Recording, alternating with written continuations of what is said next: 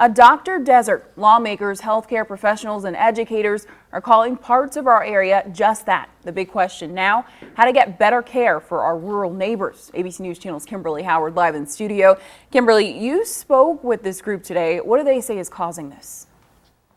Chantal, a variety of things. The aging baby boomer population, more people seeking health care because of the Affordable Care Act, and lack of incentives. Today, they focused on problem number 3.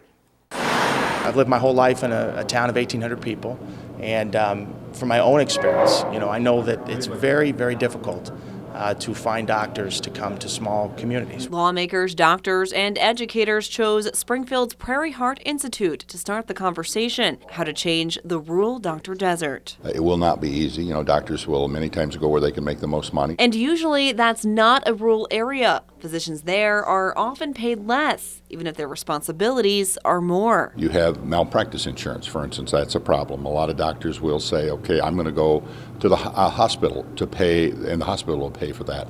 So many times a doctor out in that rural area is going to have to pay for his own malpractice. But what if a place like Southern Illinois University School of Medicine could throw in a bonus, help pay for that mounting medical student debt, for example? But then the trade-off would be that the students would practice in Southern Illinois or Central Illinois when they're completed their training. Preferably a place where there's this so-called doctor desert, which, by the way, isn't only in rural areas. You go to urban neighborhoods across the state, and I think you'd see the same problem. A problem this group hopes can be solved through discussion, assistance from local universities, and maybe even lawmakers. I would hope that if there's some pragmatic ideas, that we can turn those ideas into legislation in the upcoming session.